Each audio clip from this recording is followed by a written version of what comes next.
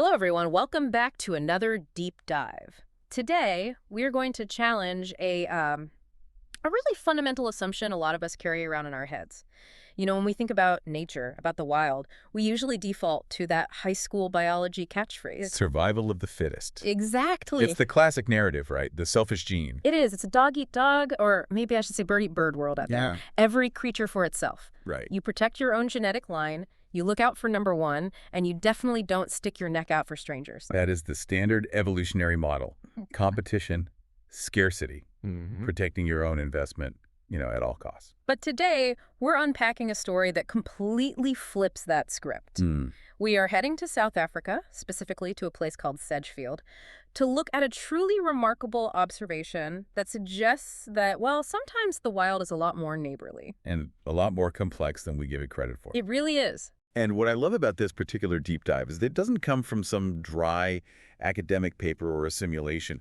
It comes from a boots on the ground, or I guess you could say eyes on the trees source. I like that. We're looking at a direct account from Birdwatcher. Yes. And we should establish exactly who we're talking about right off the top, because in a story like this, the credibility of the observer is, well, it's everything. It is. The insight comes from Ben Huchet. And for those who don't know the landscape of South African birding, Ben isn't just a hobbyist with a pair of binoculars. Not at all. He's the owner of www.birdwatcher.co.za, and importantly, he's a national tour guide for nature and culture. That national designation is a big deal. It means some pretty rigorous training. Absolutely. Plus, Birdwatcher is listed on the BirdLife South Africa website as a preferred guide and tour operator. So when we analyze this account, we are analyzing the observations of a pro, someone who really specializes in the garden route and the Klein Karoo. Which matters, right? Because the story we're telling today relies entirely on knowing exactly what you're looking for. Right. Birdwatcher caters to everyone from, total beginners to those hardcore birders who think they've seen it all. And I think it's safe to say, even for an expert like Ben, what he saw in Sedgefield was special. Special is a good word. It was extraordinary. It's a story involving giants, neighbors, a villainous hawk, and a moment of heroism that frankly shouldn't have happened if we're strictly following that survival of the fittest rulebook. Okay, let's unpack this. Let's set the scene. We're in Sedgefield, in the garden route. What are we looking at? We are looking up, way up. Okay. The stage for this whole drama is a stand of tall eucalyptus trees. Now, according to the account from Birdwatcher, this isn't a new spot for these birds. Ben notes that around the 18th of August, 2025, a pair of Goliath herons started building a nest. And just for context, Goliath herons are, they're aptly named. These are not small birds. No, they are the world's largest heron. Standing about 1.5 meters tall, massive wingspans. They're the heavyweights of the wetland. And Ben notes this pair had successfully raised a chick in that exact same spot 2 years prior. So this is like real estate with a history. They know the neighborhood? Seriously. Precisely. And that timeline is crucial. How so? Ben is tracking them from August 18th all the way through to January. That's months of observation. It just highlights the patience required to catch the moment we're about to discuss. You don't see these things on a 5-minute walk. Not at all. So fast forward to January 10th. What's the status of the Goliath family? By January 10th, things are progressing well. Ben reports he was thrilled to see the progress. There were 2 chicks in the nest, and at this point, they'd grown to nearly adult size. Wow. That's a lot of bird in one tree. But the account mentioned something really specific about the nest itself. Despite them being giants, it wasn't easy to see, was it? No, not at all. And this just adds to the atmosphere of the story. Right. Ben describes the nest as being incredibly high up and well hidden among dense foliage. Right. He mentions that he could only manage to catch a glimpse by peering through these thick branches. I love that detail. It puts you right there with him, squinting through the leaves. Exactly. He says the view was fleeting. And when the adult Goliaths settled down on the nest, they'd just disappear completely from sight. It's like a fortress. A hidden fortress. But, and this is where the whole community aspect comes in, they weren't alone in these trees. This wasn't some isolated castle. Right. Enter the neighbors. The Grey Herons. The Grey Herons. They had built their nests on both sides of the Goliaths. Now, Grey Herons are big, but they aren't Goliath big. They're smaller, yeah. And Ben notes a key difference in their architecture, or at least their location. The gray heron nests were much more exposed. Which means their chicks were easier to spot earlier in the season. So you have the secretive Goliaths kind of hidden away and the gray herons living a bit more openly right next door. Exactly, living Yeah. side by side.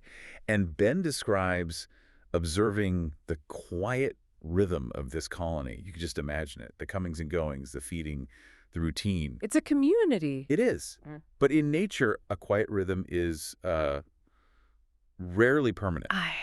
Right. Enter the villain of our story, The gymnogene. also known as the African Harrier Hawk. Now, for those who haven't seen one, these are specialized hunters. They almost look prehistoric. They do. Bare face, yellow skin, and these incredibly flexible legs. Right, they're double-jointed. They can reach into holes and crevices to pull out prey. They're the stuff of nightmares for nesting birds, And they were looking for one thing: small chicks to snatch. or even large chicks if they can get them. And the account from Birdwatcher is very vivid about the colony's reaction when this predator shows up. It shatters that quiet rhythm instantly. It does. Ben describes it as an eruption of alarm. Wings flapping, calls ringing out. He says every bird seemed to join the defensive effort.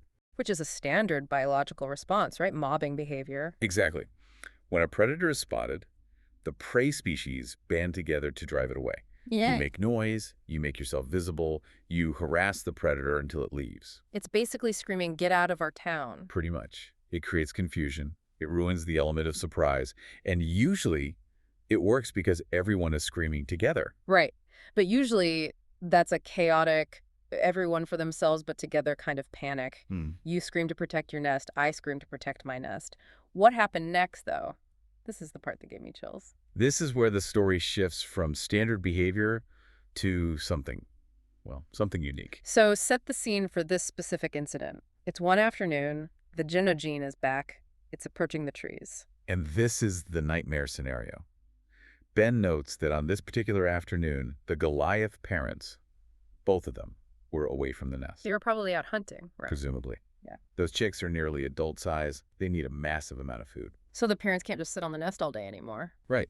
But the result is that the fortress is unguarded. You have these two young birds, but they are alone. And the predator is incoming. I can feel the tension. Ben writes, I held my breath, worried for the chicks. And you can feel that.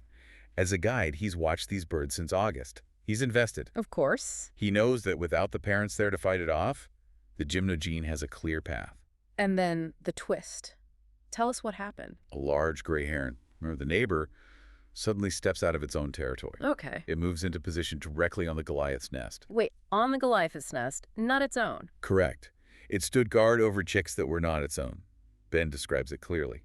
There it remained, vigilant and protective, defending the young Goliaths while their parents were out hunting. That is. I mean, we talked about survival of the fittest. Why would a gray heron risk exposure to a gymnogene, which is a dangerous raptor, to protect the offspring of a totally different species? It's the million-dollar question. And Ben's reaction in the source text, it sums it up perfectly. He says, I couldn't believe what I was seeing. The gray herons were actively helping to protect the Goliath heron's chicks. Actively helping. It wasn't accidental. It wasn't that the gray heron just happened to be standing there and got confused. No, it moved into position. That intentionality is what makes this so incredible. It really is. We often think of different species as competitors even when they live next door. They compete for space, for food, for nesting materials. But here we see cooperation. So let's dig into the birdwatcher perspective on this. Ben Fuchsia has been guiding in the garden route and Klein Karoo for a long time. He's seen a lot. What does he think this means? Well, he closes the account with a really profound thought. He calls it an incredible example of interspecies cooperation and a reminder of how much we still have to learn about the natural world. That's the thing, isn't it? How much we still have to learn. Yeah. We think we have the rules of nature all written down. Rule 1, protect your own genes. Rule 2, don't get eaten. But then you see a gray heron acting as a bodyguard for a Goliath heron. It challenges our rigid definitions. It suggests that these colonies are, much tighter communities than we realized. It's not just a collection of nests, it's a neighborhood. Exactly. And in a neighborhood, when a threat like the gymnogene appears, maybe the lines between my family and your family blur for the greater good of the colony. Okay, but is there a pragmatic reason for this? I'm trying to be the skeptic here. Could it be purely strategic? It definitely could be. Huh. I mean, think about it this way. The sentinels of Sedgefield, as we might call them, have a shared interest. If the gymnogene succeeds in raiding the Goliath nest, what does that predator learn? It learns that this tree is a buffet. Exactly. It gets positive reinforcement. It learns this colony is vulnerable. That makes life more dangerous for everyone, including the gray heron and its own chicks. So the enemy of my neighbor is my enemy. Precisely. By protecting the Goliath chicks, the gray heron is ensuring that the predator fails. And if the predator fails repeatedly, it might just move on to a different hunting ground. That's a really pragmatic way to look at it. So it's not necessarily sentimental love for the Goliath chicks, but a strategic defense of the neighborhood. It could be. But even if it is pragmatic, it's still highly sophisticated behavior. Yeah, that's a great point. It requires assessing a threat, assessing the defense capabilities of the neighbor, which were zero, parents were gone, and then stepping in to mitigate that risk. That's complex problem solving. And doing it all while a massive hawk is circling overhead. Exactly. It's brave, regardless of the motivation. It really makes you wonder about the intelligence of these birds, too. I mean, do they recognize the Goliath parents? Do they know the chicks? Well, the source doesn't speculate on the cognitive side, but the behavior, it speaks volumes. The gray heron recognized the vulnerability. It saw the empty nest, it saw the approaching hawk. And it made a decision to fill the gap. It's also such a testament to the value of having a guide like Ben. I mean, let's be honest, if I walked past those eucalyptus trees in Sedgefield, I might see some big birds flying around. You'd see the alarm, maybe, the flapping. Right. But would I notice that the Goliath parents were missing? Would I realize that the bird standing on that specific nest was actually a gray heron and not a Goliath? Probably not. Yeah. And that's why the credentials of birdwatcher are so relevant here. Ben Fuchsia is tracking the nuance. He knows the history from 2 years ago. He knows the difference between the nests. He notices the quiet rhythm so he can identify when it breaks. It's the difference between sightseeing and observing. Exactly. The source mentions that the view was fleeting, hidden by dense foliage. You have to know where to look. You have to be willing to peer through the thick branches. That's what an expert guide brings to the table. They decode the chaos of the forest for you. And because of that decoding, we get this incredible story of altruism. It's not just birds flying, it's a drama. It's neighbors protecting neighbors. And it forces us to ask, how often does this happen? Is this just a freak occurrence in Sedgefield? Or is it happening in tree canopies all over the world and we're just not looking closely enough to see it? That is a great point. It makes the world feel a little bit more mysterious, doesn't it? It does. It reminds us that our models of animal behavior, competition, aggression, selfishness, they're just models. The reality, as observed by people like that, is often kinder, or at least more collaborative. I want to circle back to the geography for a second. The Garden Route and the Klein Karoo. This is a bucket list destination for a lot of people. It is stunning, absolutely. But usually people just talk about the scenery, the mountains, the ocean. This story reminds us that there are these intense, high-stakes narratives playing out in the trees while we're just driving by. And that's the mission of Birdwatcher, right? Yeah. To take people into those narratives. True. Ben mentions he caters to beginners and experienced birders. Mm-hmm. I think for a beginner, seeing a gray heron is cool. But seeing a gray heron protect a Goliath heron, that changes how you see nature forever. Absolutely. It turns a bird into a character. It gives them agency. And for the experienced birder, it's that aha moment. You've seen 1,000 gray herons, but you've never seen this. That's the value of a specialized tour. Yeah. It really emphasizes that you need someone who knows the local beat. Ben isn't just identifying species, he's interpreting behavior. That's the key. Interpretation. Seeing a bird on a nest is data. Understanding that the bird is on the wrong nest to save a neighbor's life, that is a story. So what does this all mean for us, the listeners, aside from the fact that herons are way cooler than we thought? I think it's a call to attention. Nature is constantly surprising us, but only if we pay attention to the details. Right. The Goliath nest was hidden, the view was fleeting, but because Ben was watching, really watching, he saw something that challenges our whole understanding of interspecies relationships. It's a reminder to look up, to look through the branches. And to question our assumptions. If a heron can show altruism, what else are we missing? What other deals are being made out there in the wild? I think that's the perfect place to wrap up this analysis. We've gone from the tall eucalyptus trees of Sedgefield through the tension of a predator attack to a heartwarming and scientifically fascinating moment of protection. A great reminder that the sentinels of Sedgefield are watching out for each other. Huge thanks to the source material provided by Birdwatcher and Ben Fuchsia. If you're ever in South Africa, specifically the Garden Route or Klein Karoo, and you want to see what's really going on in those trees, well, you know who to look up. Absolutely.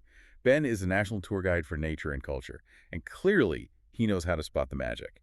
Whether you're a beginner or a pro, having that level of expertise guides you to the things you'd otherwise miss. So here's the final thought I want to leave you with today. We talked about the gray heron stepping in to do a neighborly deal and protect the Goliath chicks.